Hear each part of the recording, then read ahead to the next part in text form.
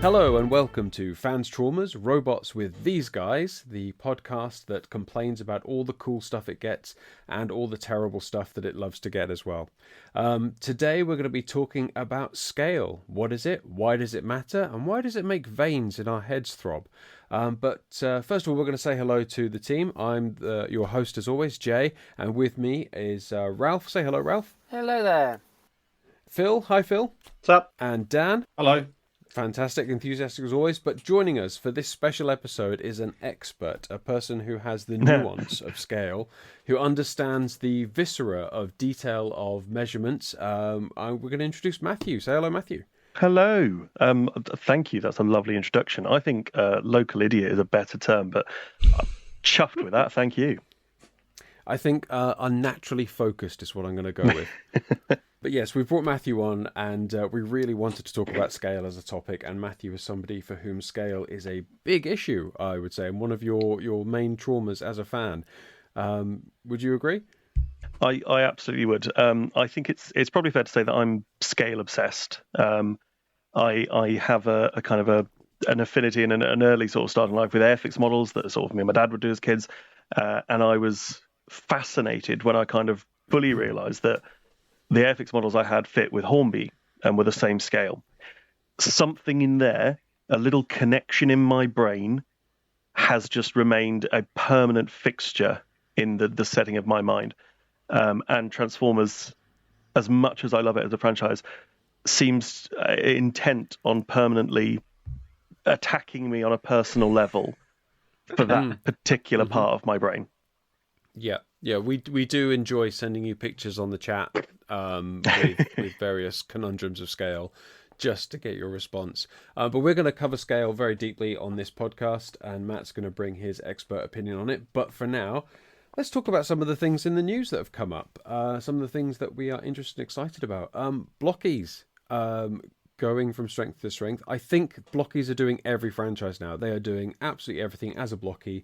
And they've just released pictures of Wave 10 of the Galaxy version. Phil, you've been picking up the wheels. Yes. You've been enjoying those? Oh yeah, love the wheels. Love the wheels. What is it about a Transformer that doesn't transform? Oh, he's gone straight for that. He's gone straight in with that. No. And honestly, I am 90% with Jay. Because basically, otherwise they're just action masters. But there's something about the alt modes. Having just the alt modes, and I was like, oh, they don't need to transform. It's fine. If you give me the robot on its own, I was like, well, something's wrong here. So, yeah, I haven't been massively into Blockies until they announced the wheels. And I think it, as Phil says, having those kind of really nice, especially the kind of IDW alt modes they've been doing, which are kind of quite hard to render into a transforming toy, having representations of those is really nice. And then I can have characters as a proper transformer elsewhere. So how do you display your figures? Because I have to disagree. I'm the other way. Like, my figures on the shelves are in robot mode. And the Blockies, I mean, they're cheaper. They take up less space. I can't believe the scale guy is going to harp on this, but like, I like that I can have all the robots. The wheels do interest me, and I will get there at some point. But figures in little figure mode, like, do you display your Transformers that do transform in vehicle mode? Because if so, just get Hot Wheels. Not enough space on the shelf. Yeah, for me, they fill a different niche of a transforming Transformer. It is there, so I have the character on the shelf, and I can pick it up and play with it. The Blockies wheels, for me, fill a little thing that I didn't actually realise I needed, where you've got a representation of the vehicle and just like a really nice sci-fi looking vehicle. Obviously, it's a bit of a kind of blend in the line so far, and there's a lot of kind of more standard terrestrial vehicles in there that I'm not quite so keen on. The kind of very IDW exaggerated sci-fi designs are kind of what's drawn me to it. Exactly. I think you've hit the nail on the head, because what they've tapped into is we haven't seen these alt modes outside of third party, and they're cheap, and you can buy loads of them at once, and they look really cool, and they kind of sort of fit together. And Phil, is it right the Overlord has different modes? You can swap them about, and Yeah, Yeah. different configurations, and Yeah. you could probably come up with your own as well. To be honest, 'cause So- there is enough flexibility there. I did buy that entire wave mainly so I could have the Overlord. You've also got things like the Iron Fist, where he's got his little pom-pom cannon going in Yeah. and out. That's pretty cool. Just the little details like that. Cosmos is a fidget spinner. Yeah, it's middle spins or something, doesn't it? Yeah. You can, Just a yeah, little. very odd. It's a little thing, but it just adds a bit of play value to it. Yeah, and it's a different approach. But like, I have to say, when I look at a Facebook Marketplace thing and it says Transformer for sale, and somewhere along the line it says only displayed, never transformed, and my first thought is this guy should be kept away from children because he's weird. Like, you don't have a Transformer that you never transform. But So having anyway, said Jay, that, how many blockies do you own? I will be getting a crate of these blockies. The most ironic one in this set, because it's largely Transformers the movie because of the anniversary year, with a chuck in of Scorponok, and Six Shot is in there. So the guy who can turn into 6 things can only turn into 1 in this blocky set. One shot. They are adorable, Well, and they are addictive to make, and they are fantastic. Yeah, it's like the Action Masters thing. I do get it. I like them a lot. I don't get the wheels thing, and that's absolutely fine. But yes, I will be getting Galaxy version 10. Any other blockies on the horizon? Any you guys picked up any blockies recently? Just to chuck in at the end, I'm not a fan. I actually, for exactly the reason that you've spoken to, whatever. I don't like any of the car modes. I do think some of the IDW designs of the car only ones are quite nice, but literally I bought a couple of Defenders the other day actually because I bought something else and took it back and swapped them over. 4 Defenders. I got Optimus Prime Robot, lovely, no problem. I got Onslaught the car, what is the point? And I don't like any of the vehicle modes. I do think the what are they called? The car only ones? Wheels. Wheels. The wheels ones look a hell of a lot better. But all of the I agree. vehicle ones in the normal ranges, I think look awful. They're kind of chibified, aren't they? Yeah, the Devastator one, I totally get the point. Totally get the point. But I must have got this. I think I bought about 4 out of that range, and I got the same green flipping bit of Devastator 3 times. That was it. That was the end of that for me. I do like the little figures. I do like the robot modes.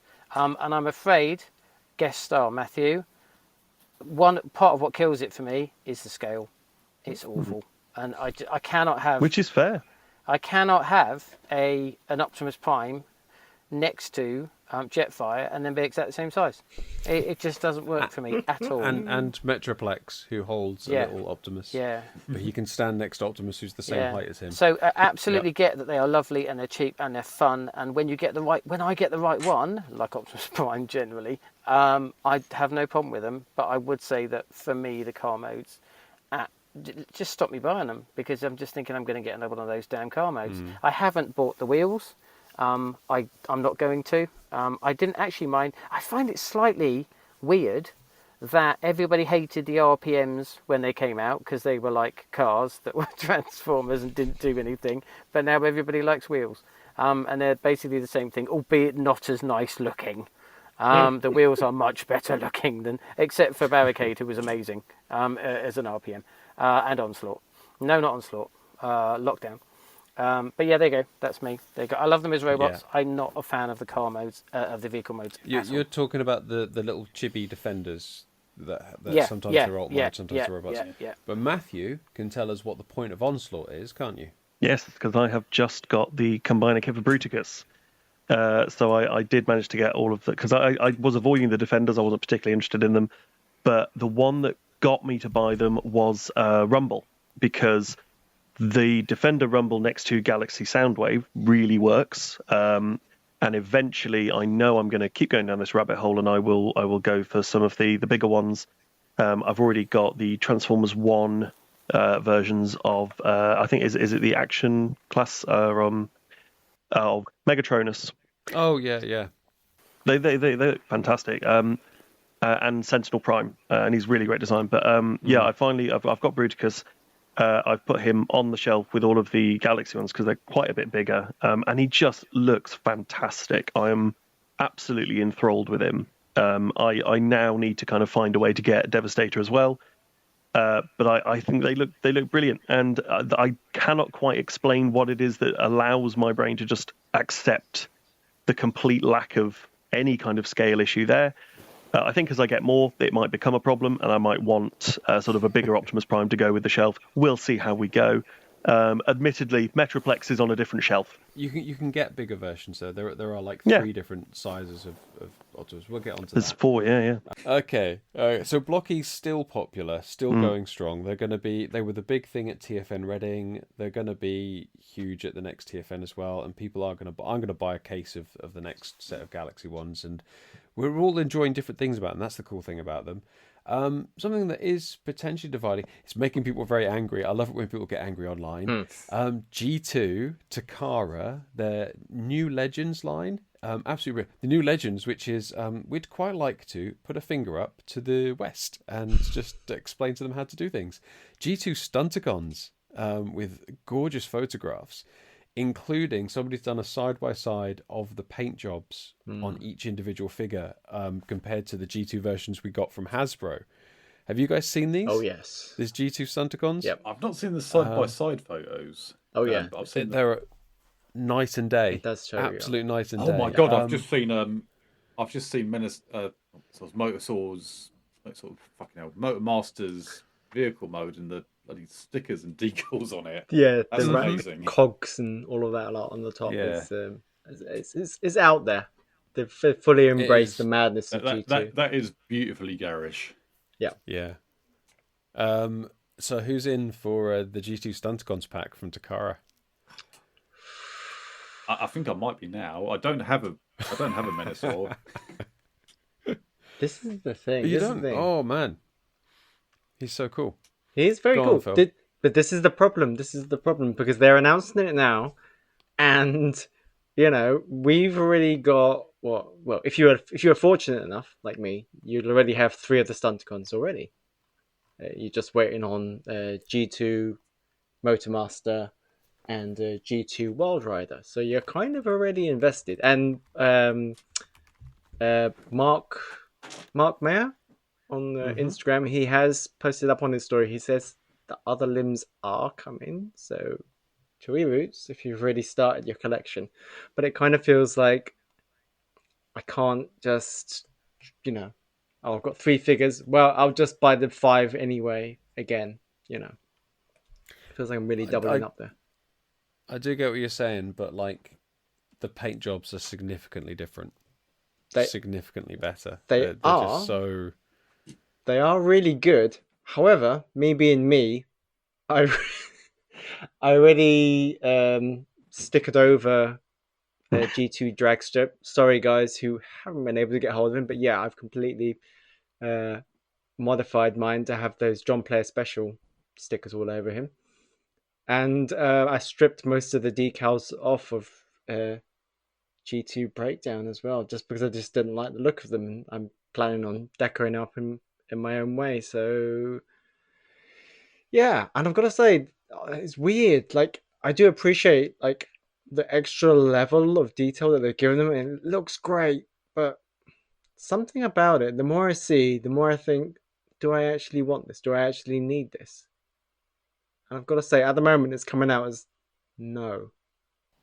Wow, that is bold words for our Phil, because do I need this often doesn't come up in the conversation. Yeah, I guess if you've already spent the intervening 3 years or 4 years, whatever it is, collecting them one by one and hoping that they do the last 2 bits, because Motormaster's the one we haven't had, isn't it? And one of the limbs, I think. Yeah, Wild Dead Rider. End? The yellow Wild version of Rider, Wild Rider. So we haven't seen those. Did the standard release of Motormaster come with a sword as well? Was that a new accessory? Yes. came No, with a no, sword. that had a sword. Yeah.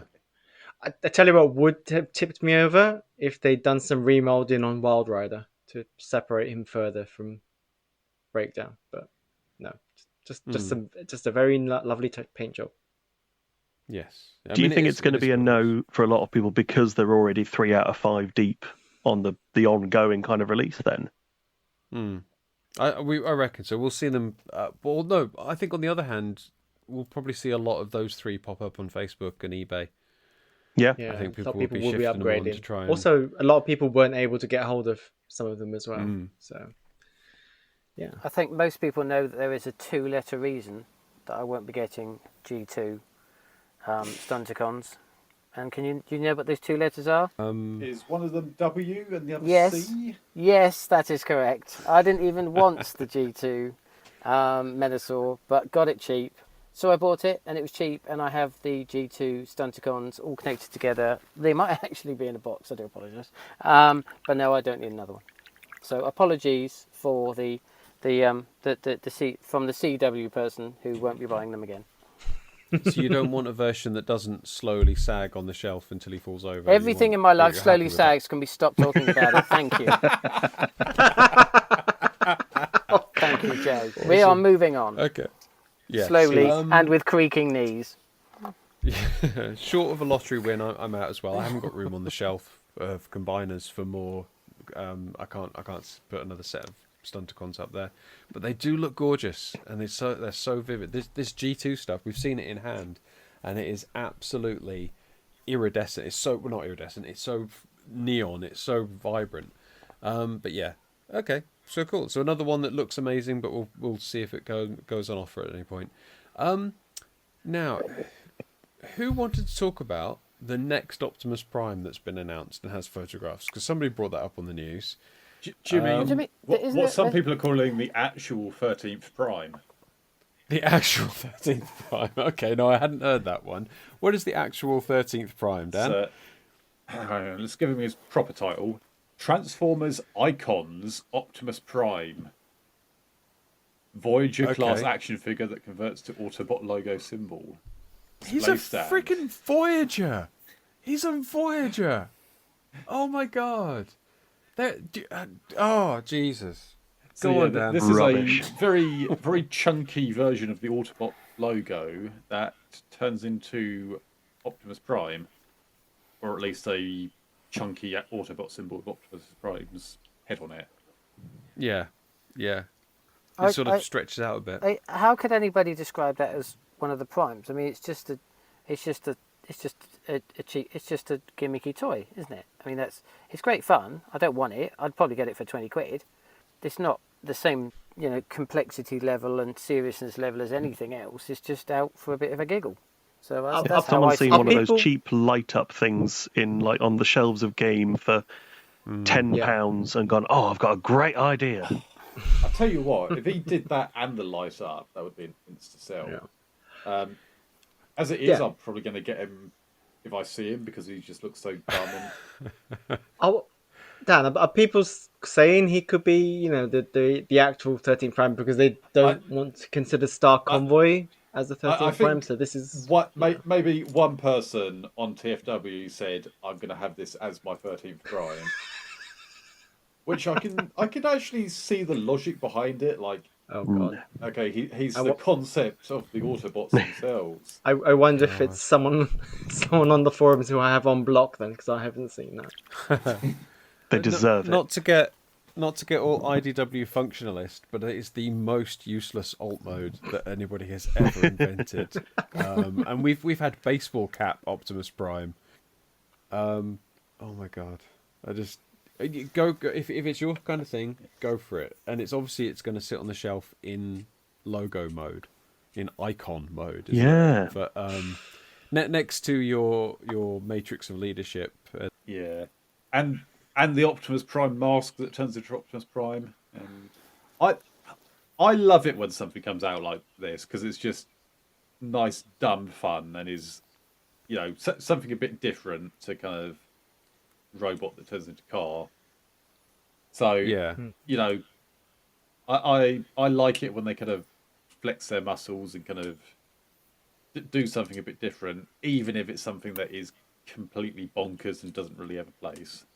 I think in terms of gimmicky, Optimus Prime's coming out. I prefer the football one, but both football and icon inverted commas, it are going to be one of those if it's cheap at TFN. Yeah, it's not for me. It's so out there. I don't get it. I don't get what it's trying to do, which is fine. But then I wasn't interested in the football stuff and the Hot Wheels stuff. So So Dan, if you see it, you'll grab one.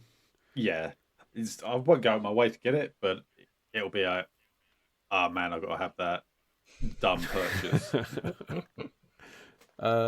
Phil, will you be grabbing an Autobot icon? If he turns up on discount somewhere, sure. Yeah. Why not? Matthew, is this any interest to you whatsoever? Yeah, personally, I can't. You can't even. Yeah. Okay. But yeah, the Megatron one is rumored as well and should be interesting. It's giving PlayStation and Mega Drive vibes. You know, when they did those Optimus yeah. Megatrons. Well, it is a kind of vaguely not quite a cube, or not quite a. It's a slab. Rectangle. Yeah, slab. That's a yeah. good term for it. Yeah, it is like a shape that turns into a robot, isn't it? Mm-hmm. So also on the news horizon, something we haven't seen pictures of yet, but has already caused for it's the Armada Jetfire Yes. Commander class.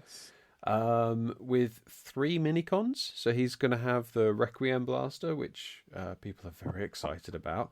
And I don't know Unicron Trilogy, but this is the one that turns into trousers, isn't it? Yes. He'd better. So, is it going to? were you Unicron Trilogy child, Matt? I think everyone else Yep. in here is too ancient for it. Yeah, no, we are somehow the young ones. Yeah. Yeah, so I've got somewhere the original Armada Optimus and Jetfire, albeit the Jetfire's incomplete. I think combination of those two is a little bit disappointing, like compared to how it's portrayed in the show and everything. Yeah. So I'm very much looking forward to having a Jetfire that can combine with my Legacy Optimus and actually have some knee articulation. And having a Requiem Blaster as well, which is one of those ones that I did have as a child, and I don't know what happened to it. I think we moved house, and none of my other Transformers went missing. So it's something that's kind of really been missed by me in kind of nostalgia terms. So I would love to have a modern rendition of that. So I'm very much crossing my fingers and hoping these rumours are true. It kind of retroactively means I'm going to have to try and go and find was it Nemesis Prime with the Star Saber, because I had the Star Saber as a kid, and I didn't have many of the kind of figures from the Unicron trilogy, but I had Hotshot and Jolt, and I had the Star Saber, and I absolutely loved that. So I'm going to have to get Nemesis Prime, even though I don't particularly want Nemesis. It's a good compliment to Nemesis Prime, actually, because he doesn't have any trousers. That's a fair point. Yes, yeah. But I can't put Jetfire with Nemesis. That would be incorrect. But that Legacy Armada Prime was the figure that Jay, you picked up for me, and because I thought I was going to miss it, and you were like, it's £80, and I'm like, can't afford that. Do it, yes, because I had to have that figure. And as much as I'm kind of clearing out these days, that's one that is absolutely going to stay, because the Unicron trilogy I absolutely loved as a kid, and this Jetfire is very, very exciting for me. I love that they're doing this. I really, really do hope that we get a really decent combination. But getting the Requiem Blaster in there as well is awesome. I suppose we're going to get the what was the shield? The Skyboom shield. Skyboom shield. Yeah, I hope that's going to come at some point. Yeah, this is absolutely it's a victory lap of my childhood. It is an exploitation of my adulthood. Let's go. I'm on board. I just want to say that I really resent the fact that I know what a Skyboom shield, a Requiem Blaster, and a Star Saber are in this context. I resent the fact that I have that information in my head. The show to me is unwatchable. It's so bad. But you haven't got to the good bit yet. Wait 30 episodes and then you get to the good bit. God. It's like going to the dentist. It's just so bad. If I can go back and I can thoroughly enjoy season 1 Digimon that has the same animation budget as half a Milky Bar advert, then I'm going to happily get through the Unicron trilogy. Oh my god. So yeah, excited for Armada Jetfire. Obviously, if you haven't yet, they are reissuing Armada Optimus. So if you haven't got him, now's the time to grab him. Yep. So yeah, Matthew, you'll be pre-ordering, or would you be trying to pick him up cheap? I will be trying to pick them up cheap because I have 2 children and a job that doesn't pay very much. Well, you have 2 children, so you've got a spare. You can sell one. Dan, our other Unicorn Trilogy enthusiast, will you be seeking out a Jetfire? I will be pre-ordering. That is one of the few things that comes under the aegis of must-have for me. So yeah, that will be getting pre-ordered the moment it goes live, I think. Nice. And hopefully they'll repaint him as Astro Train. Tell you what, if they do a proper job of the Astro Train of that mold, that'd be really nice because it's got all the it's got like the giant Decepticon symbol on it and the patterns on the wings and stuff as well. So That'd be good. actually, they probably won't repaint it because that would be too bloody expensive these days. But we can hope. And pre-order Phil, are you going to be pre-ordering Jetfire? Wait, is that my man? Is that my name now? Pre-order Phil. They call him the pre-order check kid. your driver's license. I had it changed. I still need to get a hold of Armada Optimus. Actually, You do. Oh, do you want one, Phil? You have one spare? No, No. no, and you can't have mine. No, because then you can just have the trousers. You don't need the top half. It's fine. Yeah. No, Well, if you he guys could meet for play dates and connect them up. Yes. He Yeah, collects Diaclone. He's used to just having trousers. He's fine. I had a pair of trousers and nothing else for a year. Are we still And talking about robots. robots, Dan? no. This feels like it should be in No, black we're- and white, we're and someone saying we're for £2 talking a about month you my can time stop in, this. Yeah, the dark times. So Jetfire, Phil, yay or nay? For now, it's a nay until I can get myself a reasonably priced Optimus.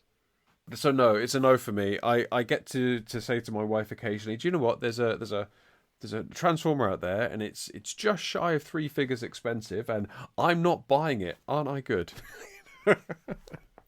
So yeah, I won't be indulging any more Armada. I've been getting Cybertron from Legacy and Age of the Primes, but I'm going to stay away from Armada, I think. But where I have let myself down, and I'm really sorry, and I have to apologise to our fan out there listening to us, and to the people in Transformers world in general, is that I did actually end up buying the new Studio Series Thundercracker. And guys, get him. He's amazing. It's a fresh breath of fresh air on the old mold. I think he's fantastic. I keep taking him down and transforming him just all the time. He's awesome. What was it that tipped you over? I mean, you picked him up on the cheap. Is that correct? Yeah, that was it. It was deluxe priced, but actually, do you know what was amazing though? Was it was deluxe priced. It turned up on my door, and then I just somebody said, "Oh, how much do you pay for it?" I went to send what I bought, and it had tripled in price. So certain outlets, certain big corporate outlets, are starting to do dynamic pricing on things, which is absolutely disgusting. Yep. Yeah.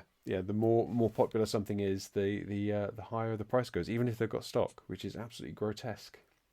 But yeah, if you can find him for a reasonable price, Thundercracker is good. Skywarp is sold out pre-order everywhere, which is upsetting. I will be going out to get that.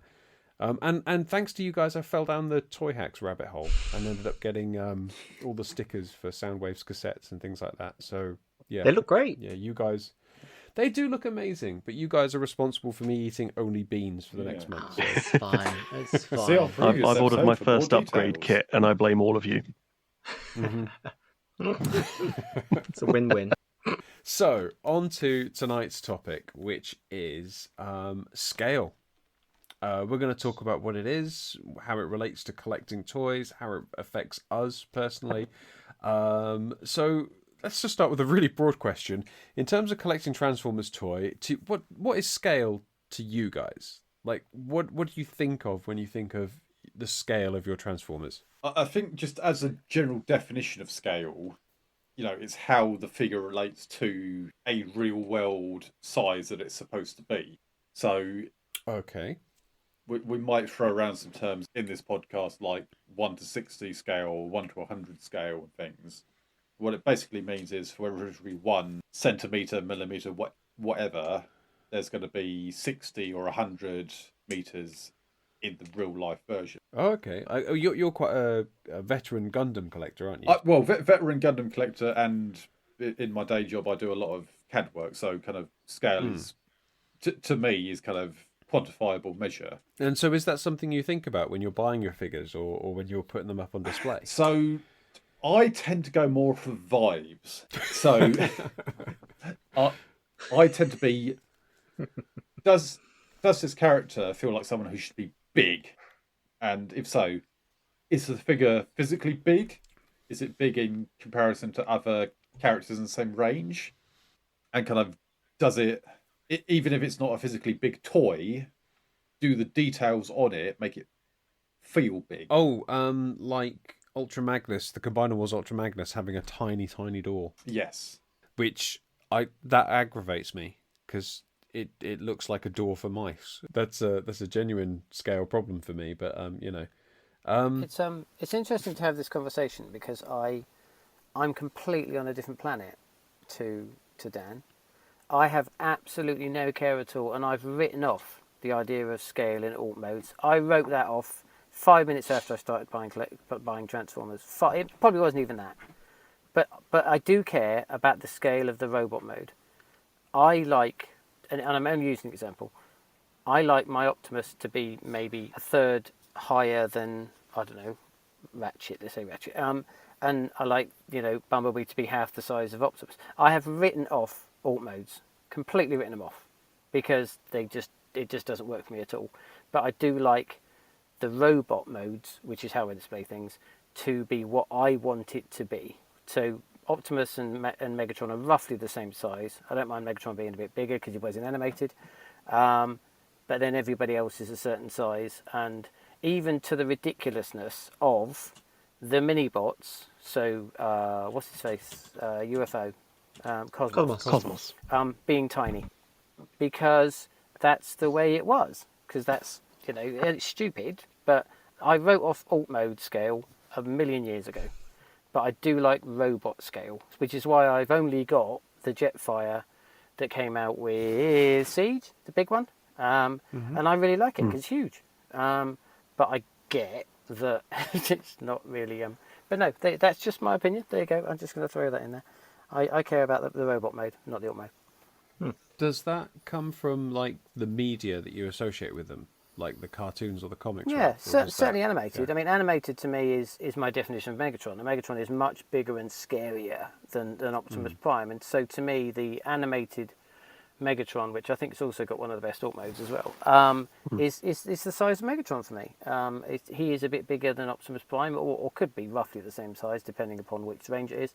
And yeah, that absolutely, it's all about that to me. Oh, okay, cool.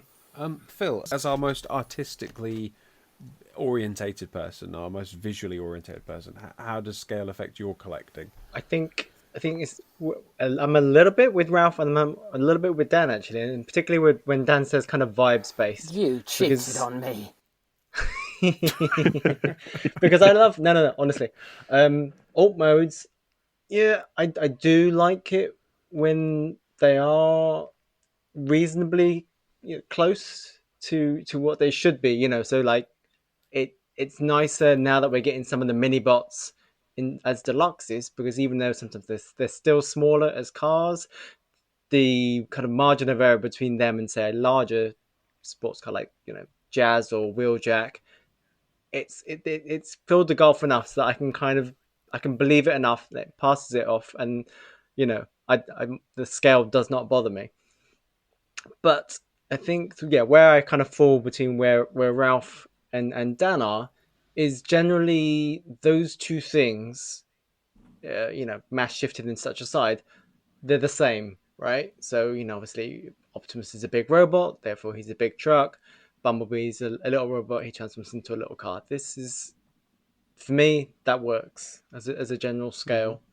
So, yeah, I'm pretty happy with that. I mean, I grew up with Transformers, the original, and as a child, a 4 or 5 year old child, it didn't matter that you could pick Soundwave up in his alt mode in one hand and put him in a bag, and then he would jump out and stand towering above Spike and swipe at him, and that didn't matter at all. And then you got the toys, and the toys had no concept of scale, no concept of continuity at all.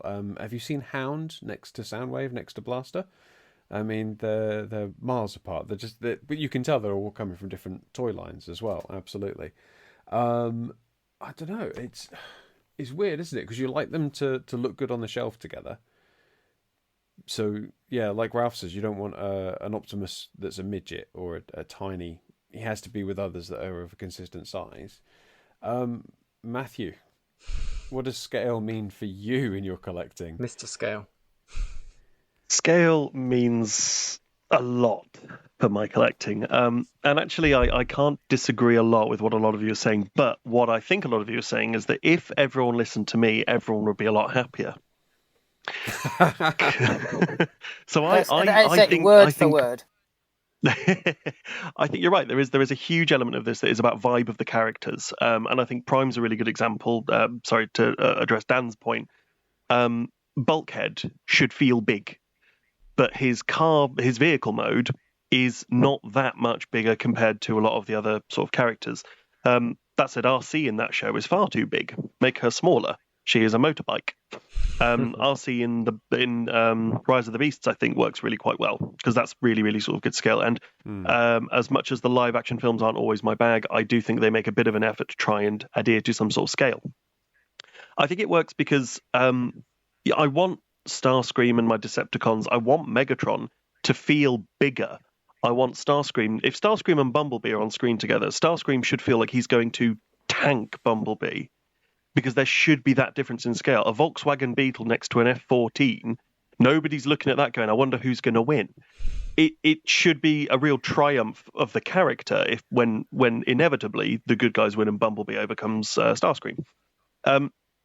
This does mean a huge problem with my own collecting, obviously, because characters like Metroplex, I'm not particularly keen on buying my neighbour's house and converting it into a Transformer so that the scale is correct. That would be problematic. So there is I do kind of have to lean on this element of, there is a bit of a vibe. But I think certain characters could be much more interesting if we kind of kept to a limit of, yes, we have to keep to scale. I think Reflector should be a Minicon. I think that there's more scope for that character if there's something more interesting about them. Soundwave is problematic immediately because he can't turn into a little boombox. I like the way the War for Cybertron game sort of has him be this kind of sound-oriented vehicle. That works for me. So yeah, I think a vibe of the character is really important, but I think scale of the character is almost more important. But those two things do go together. I like the idea that the big characters and big personalities have to be big vehicles.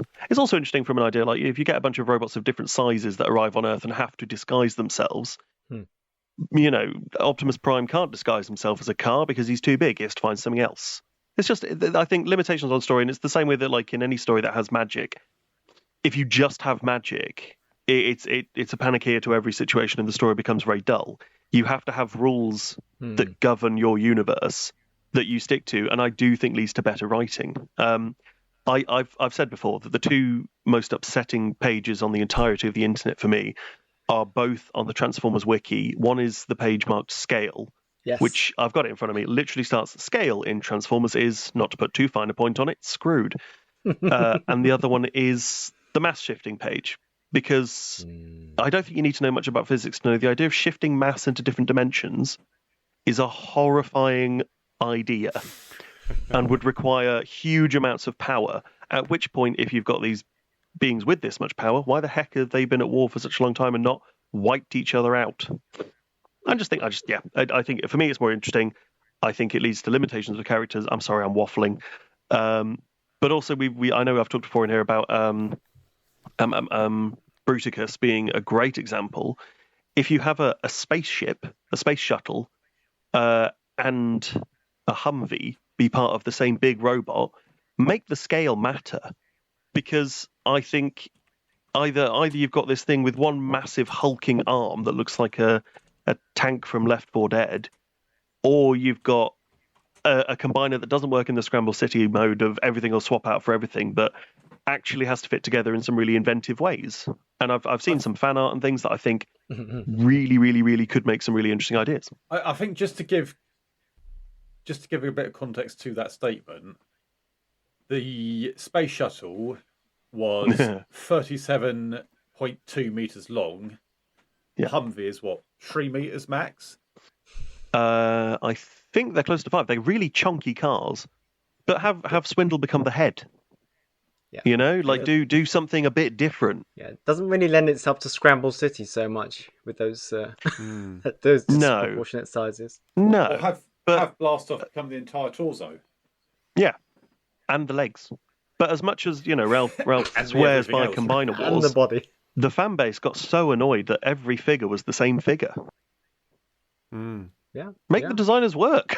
Like, come up with some really interesting stuff with some of these. And it's really weird that even, and I totally take that point, because obviously everything is the same size.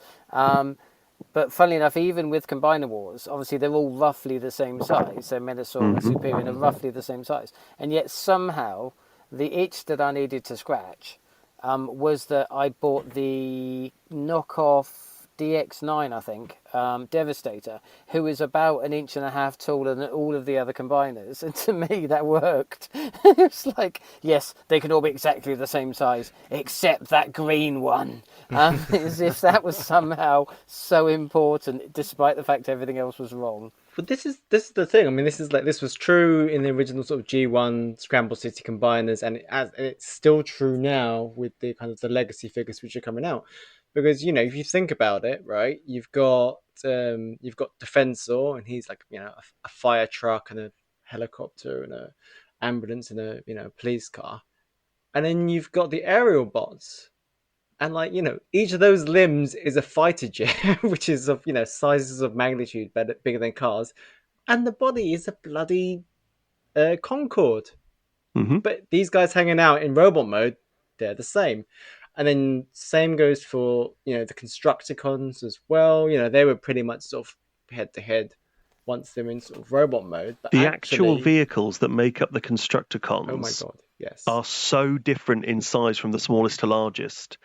One of them's like a little sit-on kind of push-along, I don't know, like a little digger, and then you've got one of those massive sort of loader lorries that deal with quarry sites. Exactly, and you could still make a big robot out of the 6 of them. Oh yeah, exactly. Yeah, they tried to address this with like the Combiner Wars version. So the who was it? Like Bone Crusher or whatever. He was upgraded to more sort of there's like a proper cab in there where a little man would sit, I guess. And it was massive, and the size of like the individual figures, if you were to broadly say what the scale is, if you were going to go by like the animated kind of scale charts that are out there, the actual individual figures are about right. Actually, they were big hulking figures, but then you got this massively unwieldy Devastator by the end of it, to the point where now we have the new version. And he's much more malleable, and he's much more posable because he's not ridiculous, and he's great, and it works just fine. But then you transform them down into individuals and limbs, and all of a sudden you have other problems with scale. I think it's more visually interesting as well. If they do break down into a team and they're different sizes, it looks cool. It's a good, I think when in animation, like Teenage Mutant Ninja Turtles is a great example. When they've done series where Mikey's a little guy and Raph's massive, visually that's a lot more interesting than kind of a homogenized design. Much as I love the fact that they're all the same, like I'm okay with that. Yeah, but I think the thing that you've got to remember is that like when Takara were making these, they figured that the kids who played with them would play with them. And then by the time they knew stuff about science, like how actual space shuttles work or how big a construction vehicle was, they'll have sold or thrown away their toys and moved on to like important things. I don't think they expected us to be talking about them at this stage. And by rejecting that scale, they made something far more fun to play with. Like one of the complaints about the new combiners is you can't scramble city them, you can't mix and match them, because they all have their set place and they don't get the scale right. I can't imagine like the guys at Marvel and Sunbow looking at these toys and going, "Do you know what, guys? We need to make this work like real world." They didn't care.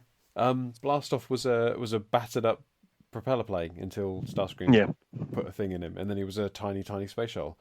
But the Bayverse movies, to make a counterpoint, tried to keep scale. Was it successful? Was it interesting to have them like that, or did we end up with a load of robots that were all roughly the same size at any one point? I think we got a very different range of sizes in robots. Like, I think the Decepticons minus Barricade were all universally larger than the Autobots. Prime was big because he was the long-nosed truck, which I think was why they kind of went with a proper big American, like, cross-country truck in the first place. Jazz in the first film was tiny because his vehicle mode was tiny. So you did get like a nice variety of sizes and silhouettes. At the very least in the first film. I don't know. In the Citizen Kane of Transformers, The Last Night, you get Mohawk and he's tiny, Nitro Zeus. It doesn't help that they all look like they're made of like chewing gum wrappers glued together. Well, no, that and also the camera doesn't stop long enough for you to appreciate anything on them. But I thought the Real Gear stuff in the movie was brilliant. I thought, the toasters and I thought that was fantastic. I thought once they integrated something a certain, an inverted commas real size. Obviously, unfortunately, it didn't work with the toys. I think my copy of Ejector must have been broken because he wasn't the size of my actual Dualit toaster. Yeah, would you want stuff like that in your house? Would you want a 1-to-1 scale transforming appliance?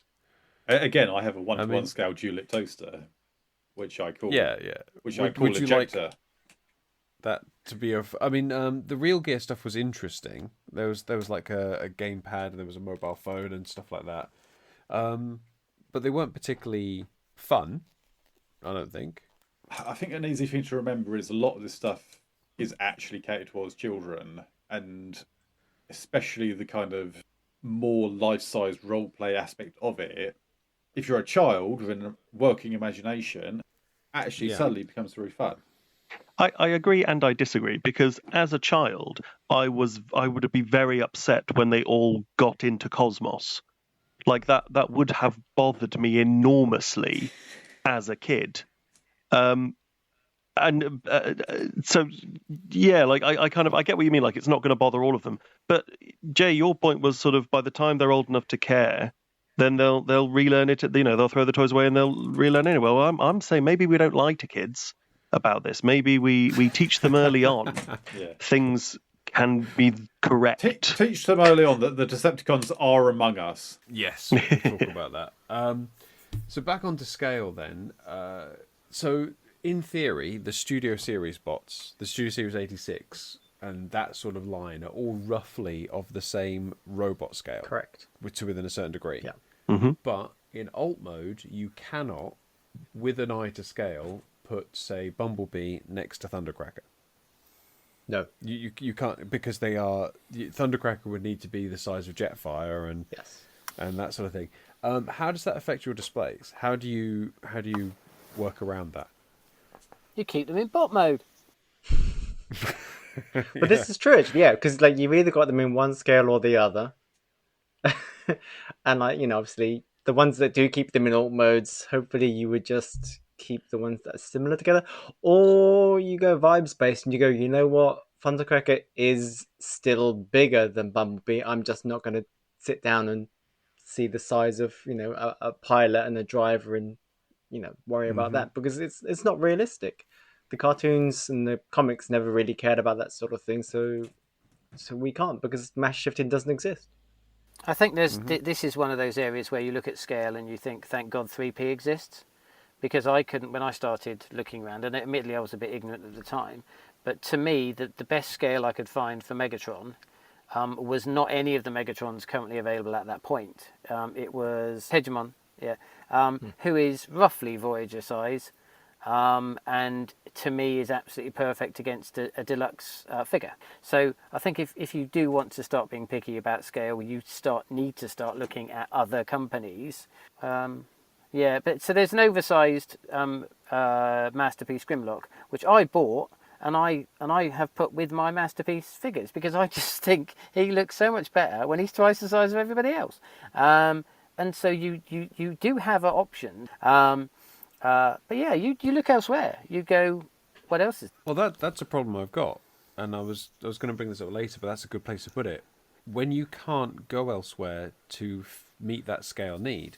Now I'm going to put pictures of these on the YouTube version of this, but I will show you guys now. So this is Earthspark Megatron. I love it. This is the deluxe ones. This is the largest version of Megatron that you can get from Earthspark.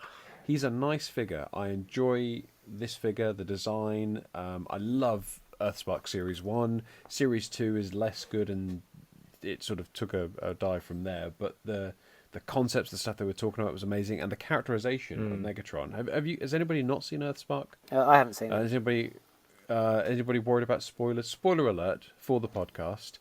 Megatron is a good guy for Earthspark, and I think that's not really a spoiler. I think that's kind of that's like episode 1, 10 minutes in. Well, I just want to make sure that's out there. Spoiler alert for Earthspark. Now, this is Twitch from Earthspark, and she is the same friggin' height as Megatron. Just for context, Jay, what does Megatron turn into? Well, Megatron turns into a vertical takeoff aircraft thing, cargo like a gunship thing with missiles. It's a gunship with space in it. There is a glorious moment in the first or second episode, the second part of the first episode, where he transforms around Dot Molto as they're falling, and she gets contained within the container of him. And I was looking at that going, well, Titan class, obviously. We need a massive version of Megatron that we could put a little figure into. And what does Twitch turn into? A drone. She turns into a drone, a little hovering remote controlled drone thingy, and he calls her Little Bird in the show. And the whole concept is, he's massive, she's small, but he still has this earned respect for her. She hides under his wing at one point, doesn't she? Only early on.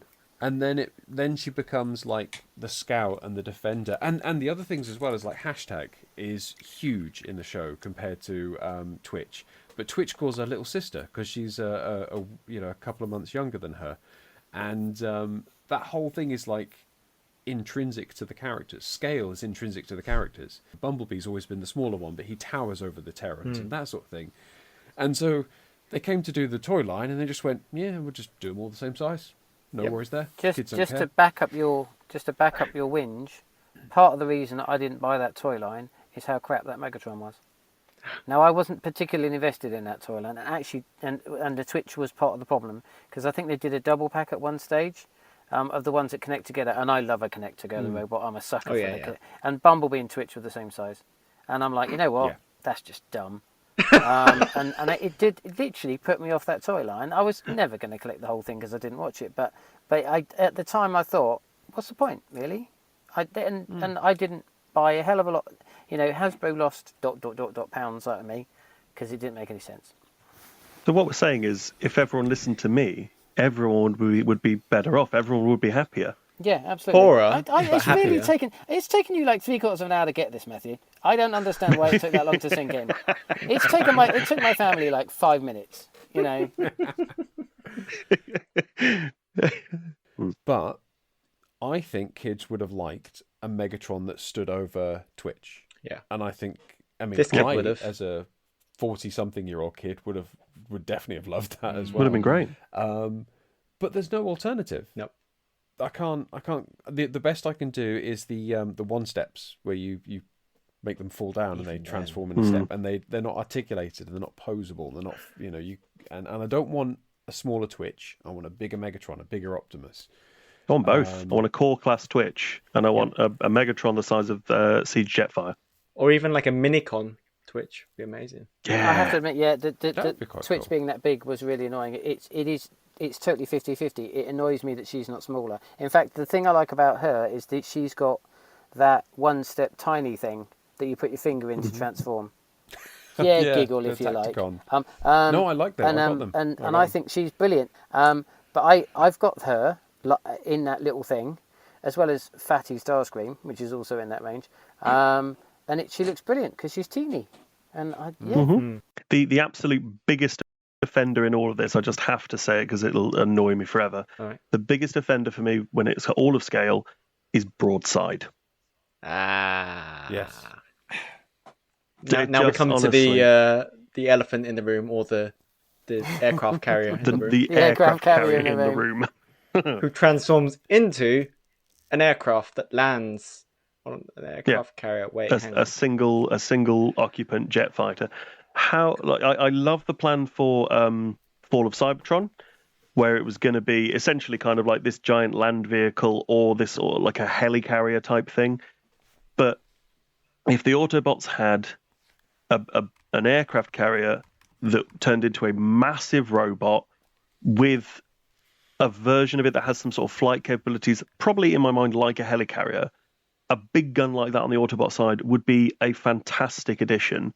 Yep. As opposed, I think Broadside gets like 2 episodes or something from the old cartoon. No, Broadside is absolutely towering in that. You know, he's basically as big as Jetfire, essentially.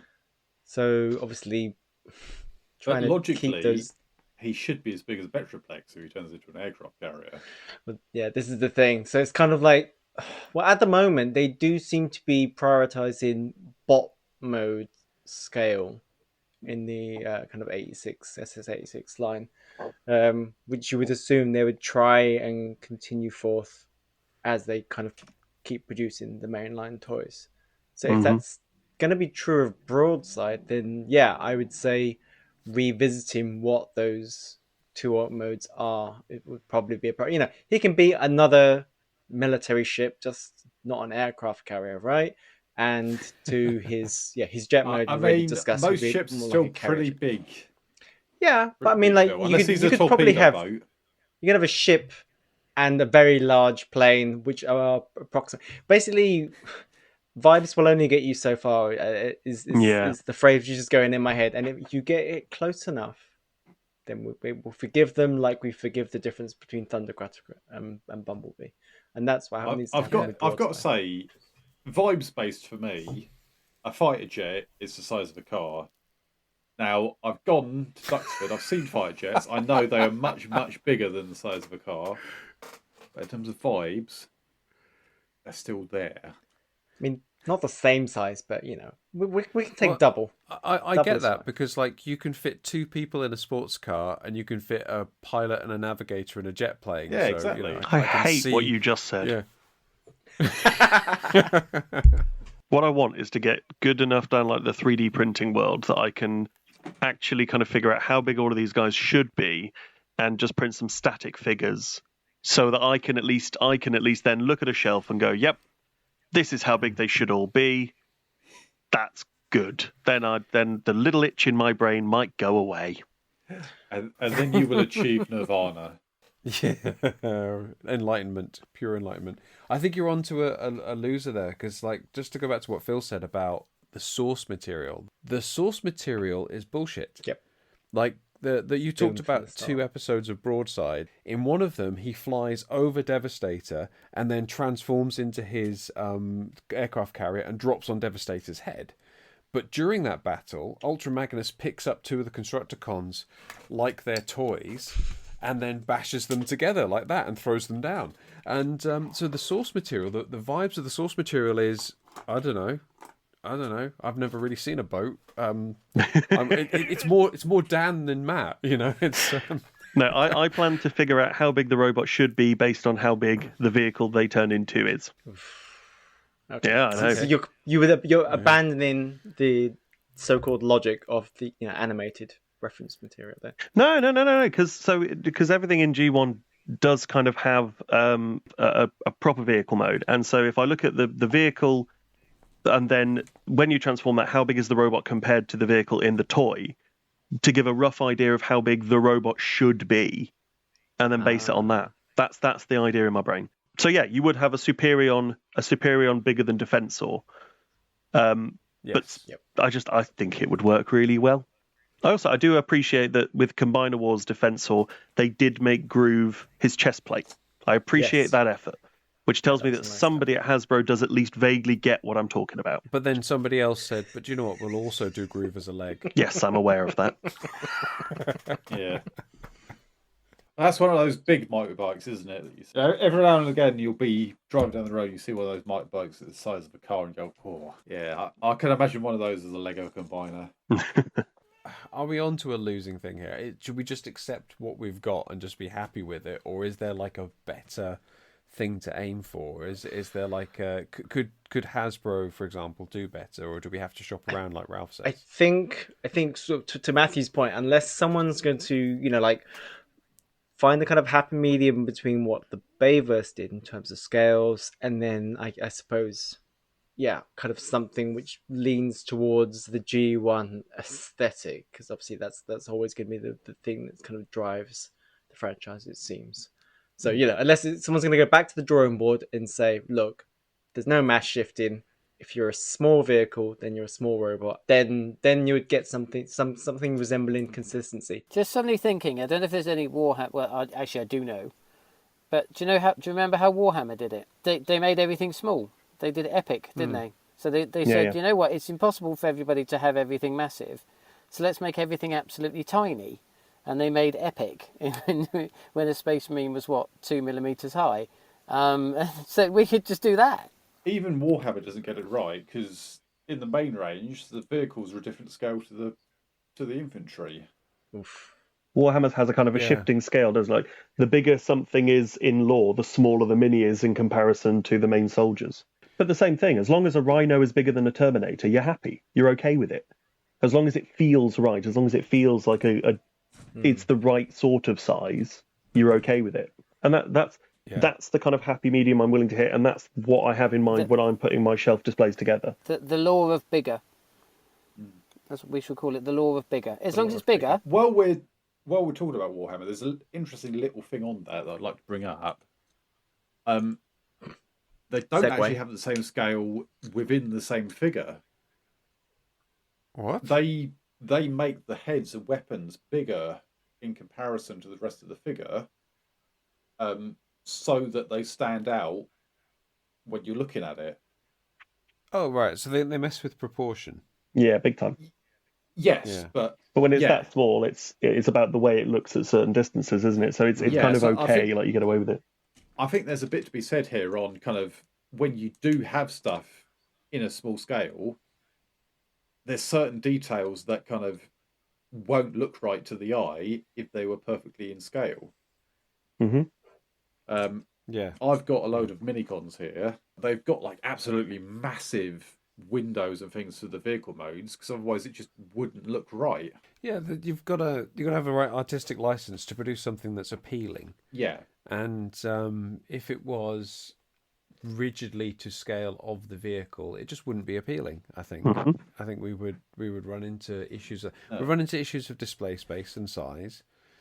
If every Seeker was the size of Siege Jetfire, we'd have a problem. I don't think we're ever going to hit a point where everyone's happy and everyone's convinced. No. So we shouldn't call them size classes, but Core, Deluxe, Voyager, Commander, Leader. Leader, Commander. The price points is what they are, really, isn't it? But how are they working out lately? Because they seem to be trying to keep those consistent. Yes. Well, there was a point where Leader suddenly became Voyager, but with extra bits. But now it seems to be coming back around to, well, actually, now Leader now means Leader again. The 86 Optimus Prime, that set the new standard. Right? Yeah, the new standard. Yeah. The new standard. Because now that he's bigger, then Megatron needs to be bigger, and now we've got like a larger Seekers, larger Soundwave. But not Shockwave. He can stay the same size. Exactly. And this is the thing. Come on, guys. Be consistent. If you're going to just give him something, remold the legs. I don't know. Shockwave is only the size of your average submarine, so it's fine. No. This is if you're prioritizing bot modes and you're saying this is the direction that we're going in. You can't then not bring out a new Shockwave. Are we saying illegal drug submarine or big army submarine? Because illegal drug submarines aren't very big, really. No They're one only about the knows size of how a big a car. submarine is, Ralph. So it Not only doesn't Shockwave, matter. it could be either. And the only thing I would say is the first Transformer recent. I think this is recent. Maybe nobody else does. The first Transformer I thought that they brought out that they were saying this is about scale. This is something we know should always have been bigger. So here you go. Is Jetfire. Yes. I think it's Siege Jetfire. Siege That is the Jetfire, first yeah. thing they said. Yeah. Well, you've always wanted this bigger. You know it should be bigger. We all know it should be bigger. It's going to be the size of Combiner Wars, which is ironic. And that was, to me, it was the first one they went, this needs to be bigger. Here it is. It's bigger. It was a bit of a statement, really, because Jetfire is a figure that you could easily just kind of backtrack it and say, actually, he's always been a normal jet former. But they just said, no, you know what? He's big in the cartoon. Yep. We did a leader figure. He was quite big, but it wasn't big enough. Yeah. We're going to start off this new size class by saying, you know what? He should be this big. And that is what we're going to base it on. Yeah. And he's perfect. Yeah, exactly. He's Wonderful. yeah, Amazing. absolutely. Yeah, And then, really good but toy. now that also means like, oh, well, now we have to have leader class Dinobots because they were absolutely massive as well. So before, Yep. you think about what we got before that, it was, you got the little Combiner Wars ones, and now they're these huge hulking things, and suddenly you're in for 5 leader class figures. There are still problems here for me. The big one that jumps out is Warpath. Like, I know he was one of the minibots originally, but he's a tank. He should not be little. I want him to stand next to Blitzwing and look right. See, I want him don't to be get a big that. guy. He's a mini-bot. He should be small. He's a Yeah. tiny tank. He literally like fits one man who just sort of squeezes in. No, I like his War for laugh, but Cybertron, there where are- he's a big guy. But there are different sizes of tanks as well. I mean, if you've seen a low and his little tank and things like that, there are different sizes of armored vehicle and tracked weapons and things like that. So you can sort of get away with it. As a counterpoint, Warpath is a specific tank, I believe. I think he's the Sheridan or something. And he's a decent sized tank from memory. It's fine. Yes. But in the cartoon, they were physically tiny. Yeah. He's the same size as Hoist. It's an odd thing. But yeah, sorry, Studio Series, Transformers 1 has scuppered itself because for some reason they decided that Megatron and Optimus should be deluxe toys. And then when they did Orion Pax, they had to make him a deluxe toy but smaller than Optimus. And now they've kind of put themselves into this corner where everything has to be around the scale of Optimus and Megatron. So they end up with the Elita 1, and the Elita 1 feels like a total compromise. It just doesn't work in so many different ways. So when you do something like Studio Series, where the emphasis is in movie-inspired scale, it can lead you down a path that just doesn't work. Blockies has done a similar kind of, I would say, problem for me at the minute, which is that because they did the Galaxy Transformers 1 figures, and there's obviously Orion Pax and D in that, and they look great. Then they've got the classic version of Optimus Prime and Megatron, and then the action edition, the bigger ones. The bigger one you can make into Orion Pax after his first sort of upgrade. And those, to me, are the wrong way round. Oh, yeah. I mean, but that's not what the Blockies model is being pitched for. Not It's yet. not just... They're just meant to be cute representations of But they those characters. can do that. Like, that option is beginning to exist. The Blockies are in 4 different scales. And Yeah. I can headcanon enough in my brain to say, okay, if they come in 4 different sizes, I can sort who goes into what size. And the rate at which Blockies are pumping them out, eventually, I'll be comfortable with whatever I end up with. So who does scale properly? Who does scale well? Me, nobody else. Well, that answers that question. Well, yeah, but you're still. Are you still working on your scale project, your resin printing? I am indeed slowly but surely. It's taken a bit of a backseat at the moment, but it's still on the cards. Yeah. They are 1 to 1,000 scale. So yeah, I've got a couple of X-wings that are like just over a centimeter long, and I've got a little Millennium Falcon that's like 3 centimeters long, and there's like a handful. I know I've showed you guys before. Like there's the Delta Flyer, there's the Thunderhawk, just different sci-fi ships, all to tiny. That is the shelf where the Blockies Metroplex and the dinosaur. Come on, brain. Oh, Triptychon. There we go. Yeah, that's the shelf those two guys are on because they're with the teeny tiny spaceships, and I'm like, yep, that's okay. I can live with that. But yeah, eventually I want to try and do a lot of Transformers at that scale. So I will eventually have an Optimus Prime who I think will be probably about 6 millimeters tall. Wow. Good luck with the articulation on that one. Yeah. No, he will be a static little statue. But it means I can then do I could do, I don't know, much bigger characters, still small enough that I will be able to fit them on the shelf. So, Diaclone was always originally intended to be at scale to humans. It was human-powered mechs. The Dinobots had cockpits. The Insecticons had cockpits. So all of that stuff was originally to scale. It was blended with microchange, which is supposed to be stuff that you find in your home and toys that you find in your home and things like that. Oh, that's where we got like the minibots from, because they were actually meant to be like little penny racer toys, right? Mm-hmm. Yes. So, the Diaclone stuff should technically all be to scale.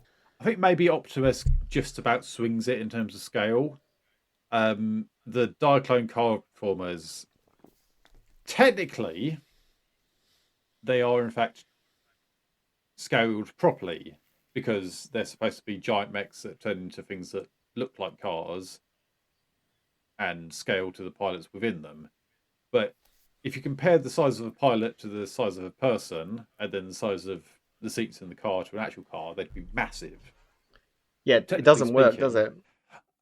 So the Diaclone reboot line has, consistent 1 to 60 scale throughout, but every figure comes with a tiny, about 1 inch pilot figure, and that is your human-sized scale comparison.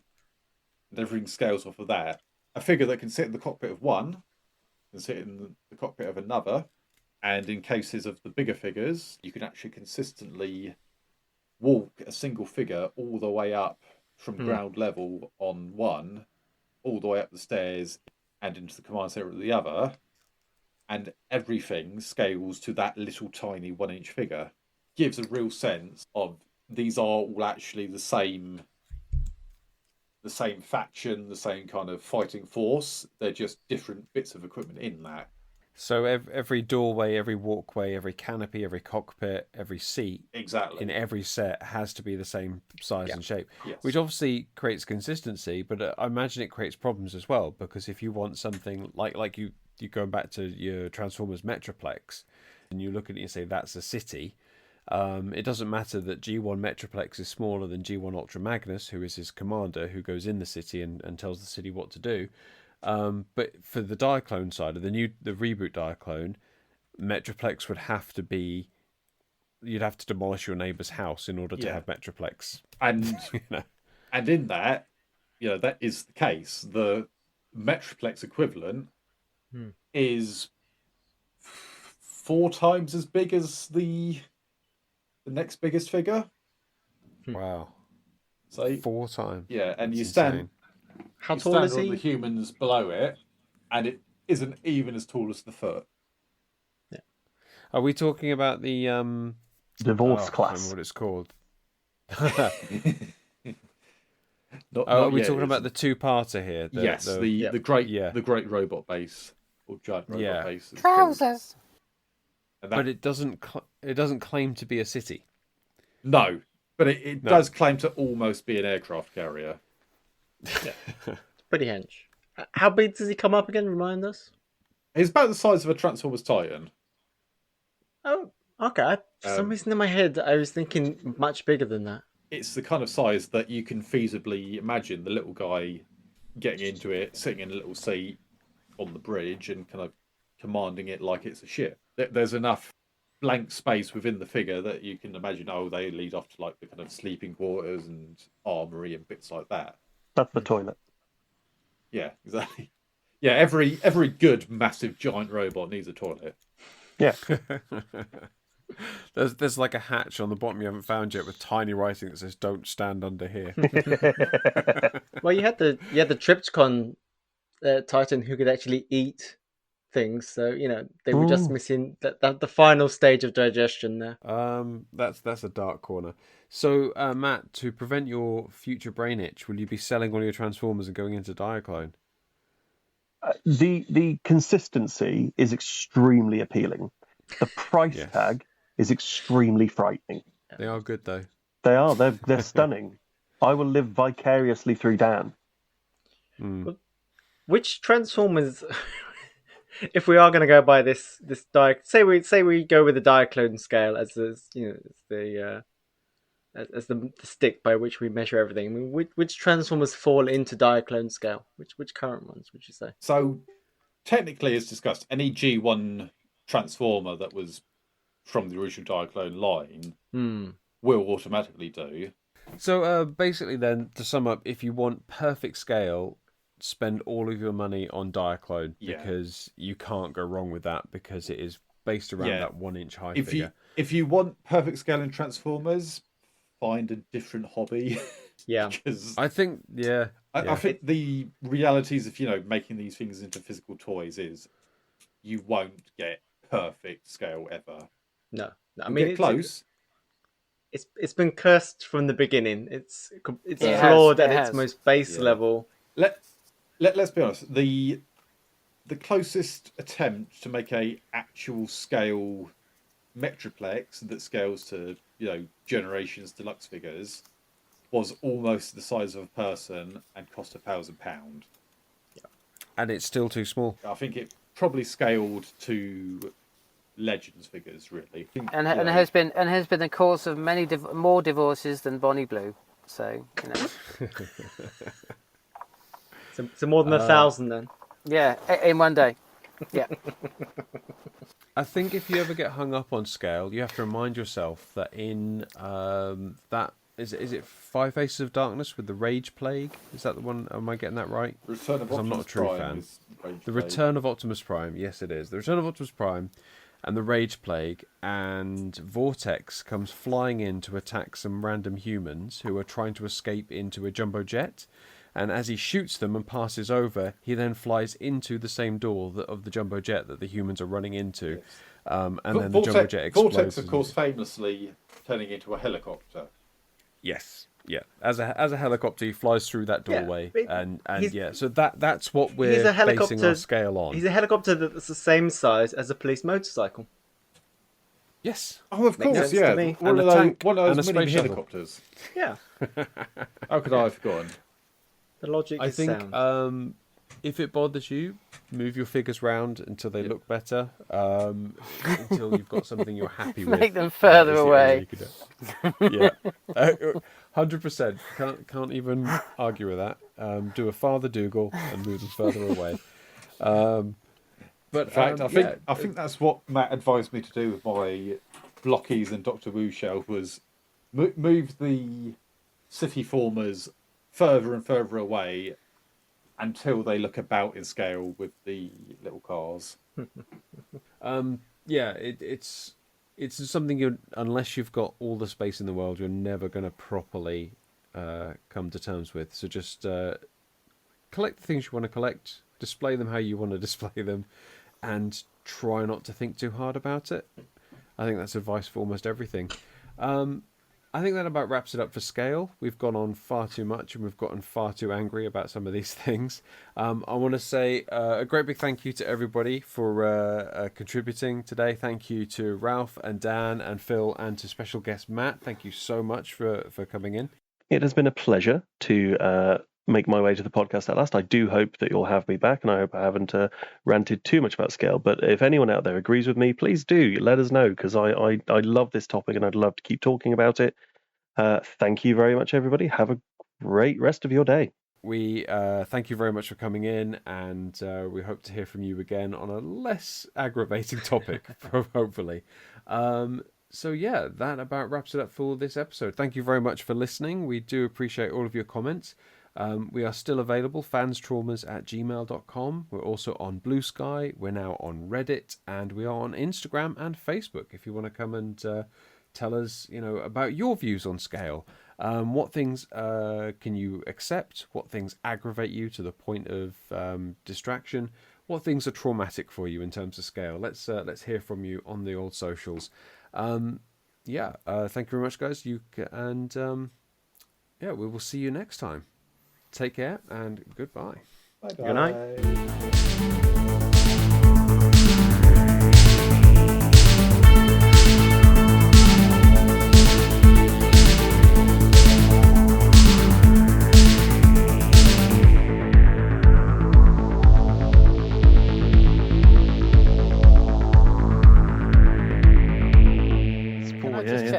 Can I just check? I don't think he did, but the way it sounded to me, it sounded like Matthew said sensible prime. Now, if that isn't a thing, I would like that to be a thing, and there should be a sensible prime. That's the 14th prime, probably isn't has it? a robot face that looks remarkably like Mr. Bean. That should now be a thing. Sensible prime. I think he turns into a washing machine. He does, I reckon it's probably just a Transformers mascot that advises you not to keep buying Transformers. When the Decepticons flee and retreat, he goes, "Do you know what? We should probably follow them home and kick them when they're down." Kill them all and wipe them off the sensible prime. Yeah.